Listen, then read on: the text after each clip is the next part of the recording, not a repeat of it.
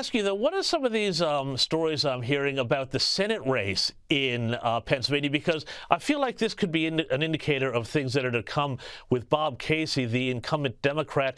Well, he's just lost a key union endorsement, and he appears to be trying to kind of run away a bit from the Harris campaign. Tell us a bit about that and what that might be telling us.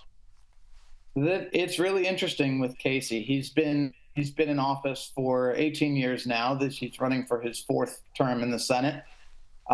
Dave McCormick has been a fairly strong challenger up to this point. He's closing the gap, at least according to the polls. The Cook Political Report now has this in toss-up territory. And like you said, the Philadelphia Firefighters Union Local 22 has endorsed him after endorsing Casey in the past. So he's definitely gaining momentum, and it's not going to be as easy of a race for Casey as it has been in the past. And I think McCormick on the ticket, in some ways, given his reputation, the fact that he served as a hedge fund CEO in the past, not necessarily that blue-collar Trump base as much. So maybe there's a sense of they help each other because they're different enough as far as who they appeal to here in Pennsylvania. And just as sort of a curveball here, does this suggest to you that the Harris campaign might now be regretting their decision not to pick Josh Shapiro as their running mate rather than Tim Walz? I've heard a lot of people in Pennsylvania say that. I've heard a lot of Democrats in Pennsylvania kind of conflicted on this because, they think Shapiro has been a pretty decent governor, and they think,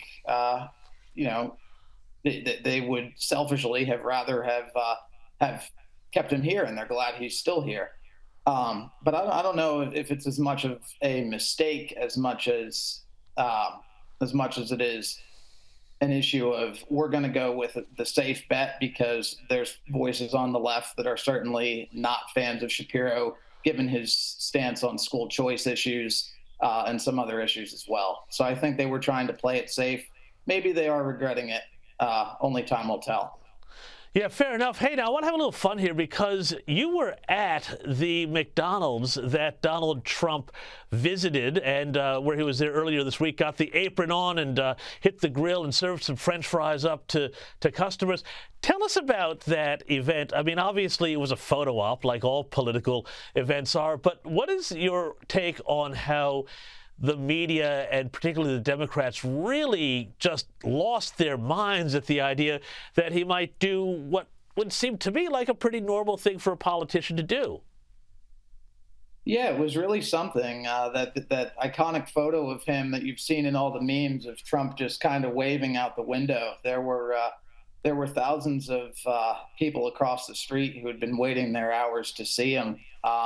He actually handed out French fries to some of the reporters. He took a few questions. One of the reporters in the little gaggle mentioned, hey, it's Kamala's birthday.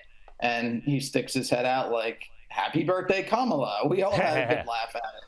Yeah. And I don't think I've ever really covered a campaign event quite like it, and probably won't again. Yeah, and finally, you've also had the privilege of attending both of Trump's rallies in Butler, Pennsylvania this year, first during the historic assassination attempt, and more recently when he returned to the site to again address the crowd, and I think a bit of an act of defiance. Tell us a bit about that, what that was like in the mood from the one event to the next. Sure. Yeah. The first thing I remember when talking about it, the day of the assassination attempt in Butler back in July is, of course, it was just so hot, and many people have been out there all day. I was sitting in at the tables in the area behind the press riser during the rally, and of course, it was about 10 minutes into his speech when we heard the shots. So yeah, as you see in the video, it was strange because people weren't running. People were the phrase that I used when talking about it was dazed chaos. I think, people were just, what the heck just happened? It didn't register. It wasn't a mass trampling like you see at a lot of these kind of shootings.